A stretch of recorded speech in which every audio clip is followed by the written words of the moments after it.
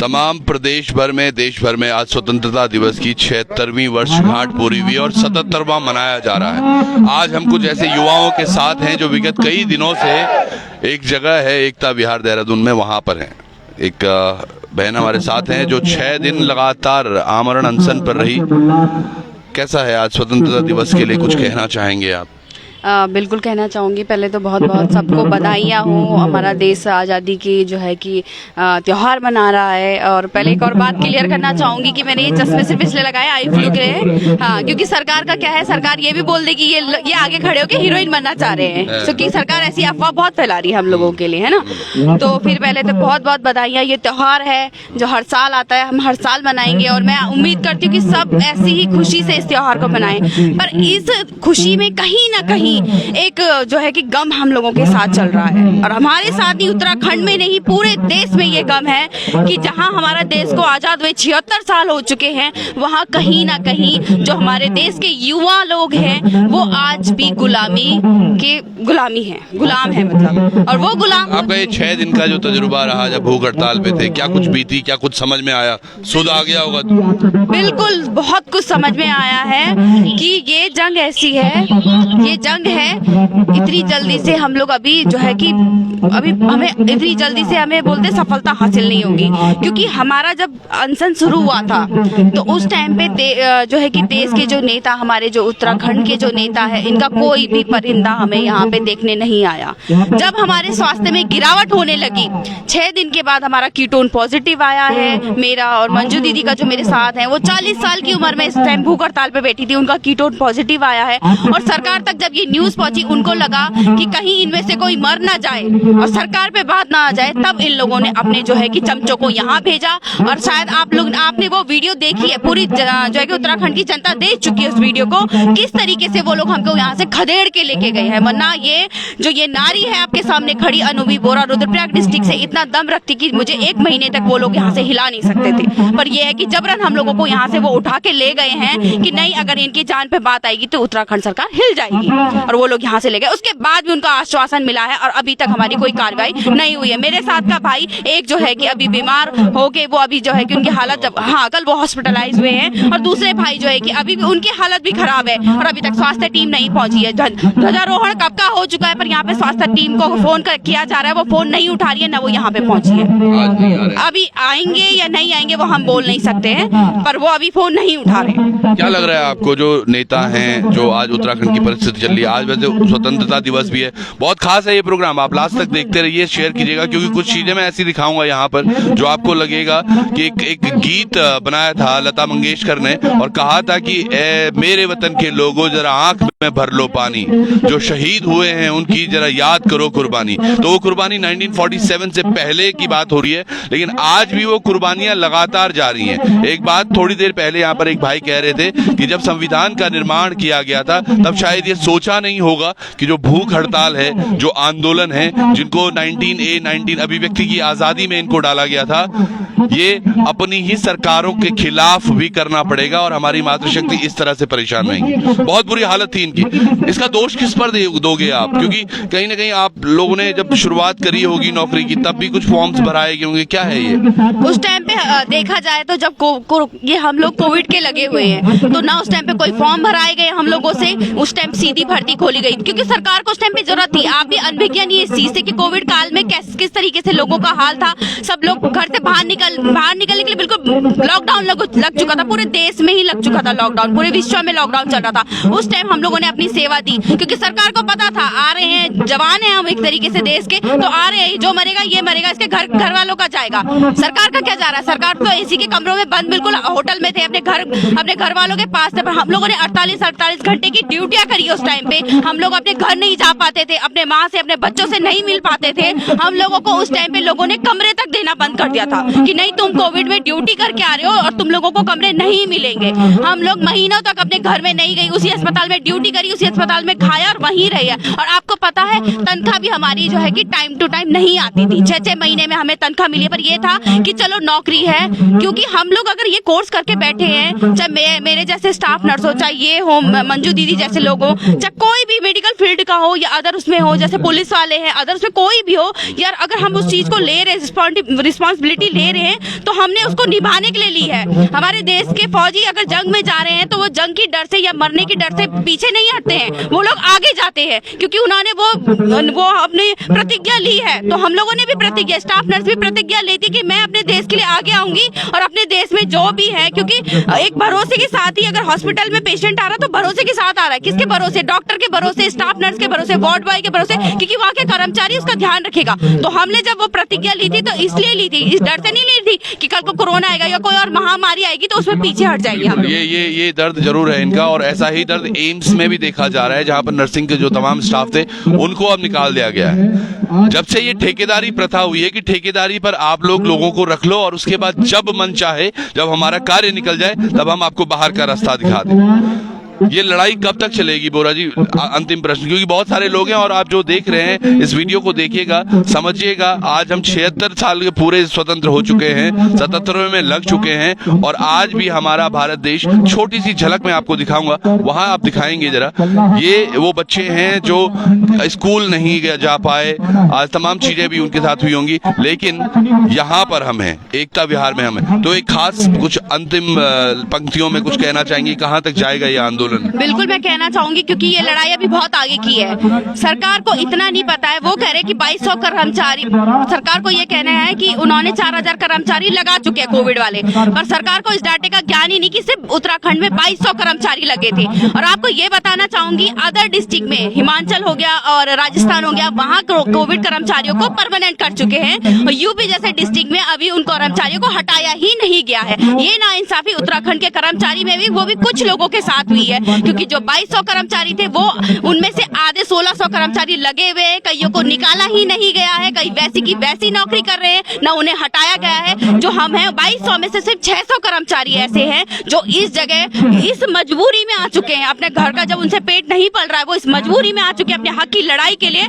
कि हमें यहाँ पे अनशन के लिए बैठना पड़ रहा है। हमें यहाँ पर अनशन के लिए बैठना। एक अनशन वाले भाई और हैं, ये जी बात बोलना चाहूंगी कि ये चुनाव आ रहा है तो ठीक है, अगर आपके पास बजट नहीं है तो आप आउटडोर से जो है कि आउटडोर बैकडोर से अपना जो है कि कैसे उनकी वैकेंसियां वो कर रहे हो, क्रिएट कर रहे हो, कैसे उन लोगों को भर रहे हो। कहीं आप लोग रिश्वत 1-1 लाख रुपए जो है कि डोनेशन देके स्टाफ नर्सों ने अभी 2 स्टाफ नर्स लगाई गई है नारायण बगन, तो उन लोगों के लिए कैसे उनकी वैकेंसी निकल गई? हम तो रिक्त पद में सापेक्ष होने के बावजूद भी आप लोगों ने हमें निकाल दिया है। बहुत सारे कार्य कर चुके हैं, आपको तजुर्बा भी है। दून मेडिकल कॉलेज की बात करें, आज हमारे बीच जो धरना प्रदर्शन में बैठे हुए लोग थे, उसके बावजूद भी हमारे साथ के बंदे जो बाहर थे उनको बैकडोर से लगाया दिया गया है। 4-5 लोगों को अभी फिर रख दिया गया है। उनके लिए कहाँ से आ रही हो वैकेंसी? हमारे लिए क्यों नहीं है?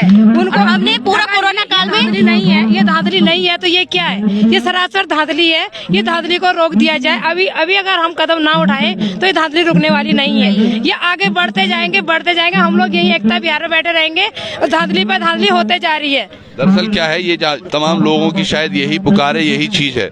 एक भाई और हैं, कल एक भाई की बहुत अधिक तबीयत खराब हो गई थी, कीटोन उनका गिर गया था क्योंकि पिछले 6 दिनों से उन्होंने कुछ नहीं खाया था। इनको भी उठा के लेके गए थे, इनके साथ एक महिला थी, उनको भी उठा के लेके गए थे। एक और भाई यहाँ पे हैं जो आप इनकी हालत देख पा रहे होंगे, लेकिन फिर भी बड़े तसल्ली से एक बार मैं पीछे दिखाना चाहूंगा। ये अभी थोड़ी देर पहले यहाँ पर ध्वजारोहण हुआ है और ध्वजारोहण इन्होंने और इनके पूरे सहयोगियों ने बड़े धूमधाम से भारत की स्वतंत्रता का ये पर्व भी मनाया है। क्या नाम है आपका भाई? मेरा नाम हिमांशु है। हिमांशु, इस हालात में आखिर क्यों? शायद इस हालात में हम इसलिए हैं क्योंकि हमने दूसरों की सेवाएं की, दूसरों की जानें बचाई। शायद उसी का प्रतिफल हमें ये मिला है कि हम अधर में लटके हुए हैं।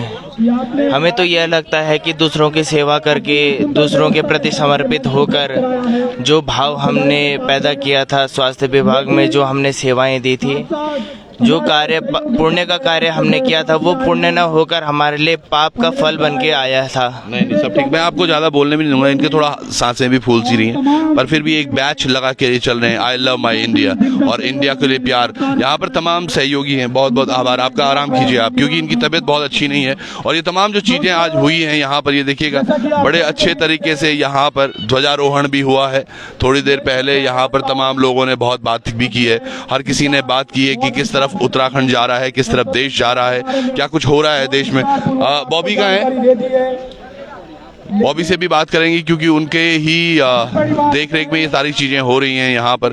आज बड़ा सुसज्जित सा भी लग रहा है एकता विहार, और ये तमाम जो एक बारी मैं युवाओं को दिखाना चाहूँगा आपको, ये देखिएगा तमाम युवा किस तरह से यहाँ पर हैं, यहाँ पर हमेशा ही ये धरना दे रहे हैं। कुछ बच्चों को देखिएगा, एक बड़ी मधुर तस्वीर भी है, स्वतंत्रता भली हमें एक बड़ी मधुर तस्वीर भी है, वो तस्वीर मैं आपको दिखाना चाहूँगा। आपको याद होगा हम भी जब बचपन में 15 अगस्त पे जाते थे तो इसी तरह लड्डू खाते थे। ये देखिएगा, ये भविष्य है हमारा जिनके साथ हम अभी बैठे हुए हैं, और इन्हें शायद अनुमान भी नहीं होगा कि बेटा ये यहाँ पर कौन रहता है। धरना वाले क्या कर रहे, क्यों दे रहे हैं वो धरना, क्यों दे रहे हैं धरना बताओ। लड्डू खा लिया, आज क्या है देश के लिए। आज है क्या, वैसे क्या दिन है आज? हाँ, क्या दिन है आज? धरना वाला। क्या हो रहा है यहाँ पे, क्या हो रहा है? ये भविष्य है हमारा। आज से 20-22 साल बाद ये युवा होंगे। अभी बच्चे हैं, चलो बहुत ज़्यादा इनको चीज़ें नहीं पता होंगी, पर क्या इसी तरह चीज़ें होनी है? क्या इसी तरह हमारा भविष्य आगे बढ़ेगा? क्या इसी तरह से चीज़ें होती रहेंगी? ये देखिए, और ये केवल ये 2-4 ही नहीं, वहाँ भी कुछ बैठे हुए हैं, यहाँ भी कुछ बैठे। इधर आओ, लड्डू देंगे तुम्हें, और इधर आओ, इधर आओ। क्या नाम है आपका, क्या नाम है, क्या नाम है आपका? लल्लू। लल्लू। लल्लू, आज क्या हो रहा है? हाँ, क्या हो रहा है? ये स्वर्णिम युग है, अमृतकाल, जहाँ पर हमारे, ये देखो, ये स्कूल से जरूर आ रहा है। मेरे भाई इधर तो आओ, आज क्या है? आज स्वतंत्रता दिवस है, वेरी गुड। देखो ऐसे ही, और ये बच्चे देखो, खा लिया लड्डू है जी, सबने खा दिया लड्डू। तो लड्डू की भी एक प्रथा थी, लड्डू हमेशा से ही खिलाए जाते रहे हैं। लड्डुओं का एक चलन रहा है कि लड्डू खाने हैं और तमाम चीज़ें हैं। पर आज ये जो तस्वीरें हैं यहाँ पर हम देख रहे हैं, तमाम हर जगह तिरंगा लहरा रखा है, तिरंगे से कार्य हो रहे हैं, और तिरंगा मई आज पूरा एकता विहार हो रखा है। बॉबी, पहले तो बहुत बहुत धन्यवाद इन सब चीज़ों को यार जोड़ने के लिए। कैसे आज का दिन, क्या लगा आपको कि यार धरना स्थल पर भी हम 15 अगस्त और ध्वजारोहण करें? देखिए, जिस प्रकार से लोग अपने कार्यालयों में और अपने जो प्रतिष्ठान है वहाँ पर इस प्रकार का ध्वजारोहण कार्यक्रम करते हैं, तो एक तरीके से हम 5 साल से इस संघर्ष को कर रहे हैं, और 5 साल से ऐसी जगह पर, परंतु अभी जो लगातार जो पिछले जो ये धरना शुरू किया 166 दिन यहाँ पर हो गए हैं। तो हम लोगों के अंदर देशभक्ति है, युवा है, सभी लोग जागरूक हैं, सभी सम्मान करते, अपने तिरंगा का भी सम्मान करते हैं, अपनी इस आज़ादी का भी जश्न मनाना चाह रहे थे। परंतु आज़ादी के बाद से मुझे लगता कि अंग्रेज़ों से आज़ादी मिलने के बाद देश में तरक्की जरूर हुई है, परंतु भ्रष्टाचार से आज़ादी कब मिलेगी? हमें जो ये देश में जो एक व्यवस्था जो चल रही है, जिसमें कभी नहीं ये सोचा होगा हमारे उन महापुरुषों ने, हमारे उन स्वतंत्रता सेनानियों ने, कि जिन अंग्रेज़ों से हम देश को आज़ाद करवा रहे हैं, उसके बाद हमारी यहाँ पर एक लोकतांत्रिक व्यवस्था होगी, और उस लोकतांत्रिक व्यवस्था में हमारे द्वारा सरकारें चुनी जाएगी और हमारे अनुरूप काम होंगे, यही उन्होंने अपेक्षा की होगी। परंतु आज दुर्भाग्य ये है कि लोकतांत्रिक व्यवस्था में भी हमारे द्वारा चुनी जा रही सरकारों के खिलाफ, अंग्रेजों की तरह, जैसे अंग्रेजों के खिलाफ हम आंदोलन करते थे, अंग्रेजों के खिलाफ हम जैसे विरोध प्रदर्शन कर रहे थे, अपनी सरकारों के खिलाफ करना पड़ रहा है। ये बड़ा एक दुर्भाग्य है, और हम चाह रहे हैं कि ये व्यवस्था बदले। ये व्यवस्था एक और चीज है बॉबी, आप काफी समय से यहाँ पर हैं, और यहाँ पर आपने तंबू बदलते देखे हैं, चेहरे बदलते देखे हैं, पर अभी तक बहुत ज्यादा फर्क नहीं दिख रहा है, तो ऐसा क्यों? सरकारें जो भी है संवेदनहीन हो चुकी है, सरकारों का जमीर मर चुका है, सरकार की नीयत साफ नहीं है। मैं तो ये कहना चाहूँगा, यहाँ पर कितने तंबू लग गए हैं, सरकार द्वारा प्रदेश के अंदर इतने लोगों को पीड़ित कर दिया गया है, वो चाहे आपके कोरोना वॉरियर्स हो, हमारे बेरोजगार संघ के साथी हो, बीपीएड संगठन हो, फार्मासिस्ट हो, या नर्सिंग वाले हो, या उसके बाद आंगनबाड़ी भोजन माताएं, जितने भी तमाम लोग हैं सब पीड़ित दिख रहे हैं। तो इस लोकतांत्रिक व्यवस्था में क्या ऐसी व्यवस्था आप लोग आज तक नहीं, आज़ादी के 77वां हमने ये स्वतंत्रता दिवस मनाया, 76वीं पूरी वर्षगांठ हो गई है, तो इतने सालों बाद भी आप लोगों ने एक ऐसा ढांचा खड़ा नहीं कर पाए हैं जिससे कि हम इन लोगों के जो समस्या है उसको दुरुस्त कर और सकें। देश तो आज स्वर्णिम अमृतकाल मना रहा है। नहीं, अमृतकाल कैसा? आप अखबारों में, पोस्टरों में, आप अनाउंस करके या टीवी चैनलों में तो कुछ भी कह दीजिए, आप उसमें कह दीजिए कि अमृतकाल है या कौन सा काल है। अमृतकाल तो उस दिन माना जाएगा जिस दिन ये जो सारे जो पीड़ित हैं इन लोगों को न्याय मिल पाए। अमृतकाल तब माना जाएगा जब अपनी चुनी गई सरकारों के खिलाफ आंदोलन नहीं होंगे। अमृतकाल तब माना जाएगा। अमृतकाल तब माना जाएगा जब अपनी जो चुनी गई सरकारें हैं उनके आगे हाथ नहीं फैलाना पड़ेगा, वो आए और हमारी कुशल क्षेम हो जाने, तब वो अमृतकाल माना अच्छा जाएगा। खाल, एक कुछ खास मैसेज जो आज पूरी जनता को आप देना चाहेंगे। बॉबी पंवार, मुझे याद है, मुझे आज सुबह ही याद आ रहा था, 13 अगस्त 2013। अब ये प्रकरण में ले जा रहा हूं आपको, 2014 में इलेक्शन होने वाले थे, तो 2013 में जो अगस्त का महीना था, 15 अगस्त को, और 13 अगस्त तो नहीं बोला मैंने, हाँ 15 अगस्त को होना था लाल किले पर मनमोहन जी का भाषण, जो हमारे तब के प्रधानमंत्री थे। तो 13 अगस्त को एक इसी तरह का लाल किला स्कूल में तब्दील किया गया और 13 अगस्त को नरेंद्र मोदी जी ने गुजरात से भाषण दिया था। क्या कुछ ऐसा भी हो रहा है कि बॉबी झंडा भी फहरा रहे हैं, तमाम चीज़ें भी हो रही, और ठीक इलेक्शन से पहले ही है सब? नहीं, ऐसा कुछ नहीं है। देखिए, हमें आज खुशी है, मैं ये बात पहले बता चुका हूँ, हमें खुशी है कि हमारा देश आज आज़ाद हुआ था, हमें आज़ादी मिली और हमें खुली हवा में सांस लेने का एक मौका मिला था। इस क्षण को हम सेलिब्रेट करना चाह रहे थे अपने इन सहयोगियों के साथ। इसलिए भी सेलिब्रेट करना चाह रहे थे कि हमारे सहयोगी जो लंबे समय से यहाँ पर संघर्ष कर रहे हैं, और जो और लोग जिनकी अपेक्षाएं हैं हमारे लिए कि ये लोग कुछ कर सकते हैं, कुछ कर रहे हैं, कुछ कर गुजर सकते हैं और इस प्रदेश के लिए कुछ अच्छा कर सकते हैं, उनकी भी ये हमारे लिए सुझाव थे कि आप इस तरीके से यहाँ पर कर सकते हैं और आप यहीं पर। अभी तक की लड़ाई से संतुष्ट हैं? देखिए, संतुष्ट तो हम अपनी लड़ाई से संतुष्ट हैं, परंतु क्या उन परिणामों से संतुष्ट नहीं है जो परिणाम सरकारों द्वारा देने चाहिए थे।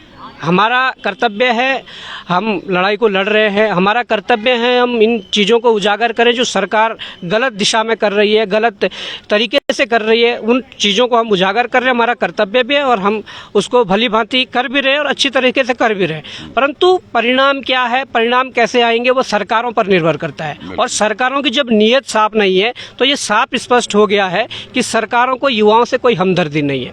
सरकारों को हमदर्दी नहीं है कि उनका प्रदेश कुशल बन सके। वोट तो यही युवा देने वाले हैं या इन्हीं के परिवार होंगे? ये वही चेहरे हैं, ये टिहरी से आते हैं, ये उत्तरकाशी से आते हैं, ये कहीं से आते हैं, हम सब यहीं के हैं, फिर वोट तो जाहिर है। मैं वही कहूँगा, यही संदेश मैं देना चाहूँगा कि वोट की जो पावर है वो जरूर, वो एक ऐसा हथियार है हमारे पास, वो हथियार ऐसा है कि हम एक प्रचंड बहुमत की सरकार को या लंबे समय से चली आ रही एक सरकार को भी हम उस हथियार से काट सकते हैं, उस हथियार से मार सकते हैं। ऐसा एक हथियार है। अगर आपके अनुरूप काम नहीं हो रहा है, आपका भला नहीं हो रहा है, आपकी जो अपेक्षाएं थी वो पूरी नहीं हो रही है, तो आप स्वतंत्र है उस चीज़ के लिए और ज़रूर करिए आप, क्योंकि हालात देख रहे हैं, जो युवाओं के नाम पर वोट मांगते हैं, जो महिलाओं के नाम पर वोट मांगते हैं, आज महिलाओं की और युवाओं की क्या स्थिति हो चुकी है, यहाँ से आप भली भांति परिचित उस चीज़ से है। चलिए, बहुत बहुत धन्यवाद और आप सबका भी आभार। कम से कम दिलों में भारत तो जिंदा है और भारत हमारा ऐसा देश जो हमेशा ही एक सोने की चिड़िया कहा जाता रहा। 200 साल अंग्रेजों ने इसको गुलाम करके किस तरह से चीज़ें हुई वो सब हमारे सामने हैं। हम देखते हैं कि किस तरह हमारे वीरों ने, हमारे सपूतों ने देश के लिए जान दी और अपना अभिमान भारत हमें सौंपा। शायद वो इसलिए सौंपा था कि हमारे तमाम जो लोग हैं यहाँ पर वो एक खुली सांस ले पाएँ, अपनी ज़िंदगी में कुछ अच्छा कर पाएँ और ये झंडे को हमेशा नतमस्तक होते रहें। तो आप सब लोग भी एक बार अपने घरों में मैं जाते जाते एक तस्वीर और दिखा दूंगा आपको, पर आप सब लोग भी अपने घरों में अच्छे से रहें, सकुशल रहें। 15 अगस्त 26 जनवरी ये केवल त्यौहार नहीं है, ये हमारे भारतीय होने का बड़ा प्रमाण है कि हमने कितना संघर्ष मिला हो। ये काय के लिए बना रखा है? ये पानी पीने के लिए? हम इस पानी को खा के अपना जीवन यापन ये क्या मतलब ये क्या कर रखा है आपने? ये सर पानी आइए मैंने पिया, ये हमारा भविष्य है सर। यहाँ पे हम लोग आज सभी तो पहले आपका नमस्कार। बर्तन नहीं है इसको रखने के लिए? बर्तन कुछ नहीं है सर। हम जिस हिसाब से यहाँ पे धरना चला रहे हैं वो बहुत मुश्किल बात है सर। हमें अपने 8, 9, 10, 12 हज़ार की नौकरी के लिए एक समायोजन लेने की मांग कर रहे हैं सर। आज देश में पूरे जगह स्वतंत्रता के तो बहुत, पर हम लोग कब इस देश से स्वतंत्र होंगे, अपनी मुसीबतों से कब स्वतंत्र होंगे, कोई है इसके? ये एक बड़ा प्रश्न है। ये एकता विहार में एक जगह दी गई है जिसमें आपको अपना धरना देना है, और यहाँ पर हमारे कुछ युवा कल यहीं पर परसों यहाँ से ही महिलाओं को और पुरुष युवाओं को यहाँ से ले जाया गया था, उनको स्वास्थ्य सुविधाएं देने के लिए। तो जुड़े रहिएगा आप भी इसी तरह से। इन मासूम तस्वीर चेहरों को जरूर देखिएगा। ये हमारे आने वाले 20-22 वर्ष के बाद के भविष्य हैं, और इन सब के लिए हम सब लोगों को कुछ तो छोड़ के जाना होगा। तो जुड़े रहिएगा आप भी। बहुत बहुत एक बार फिर से स्वतंत्रता दिवस की आपको शुभकामनाएं। नमस्कार।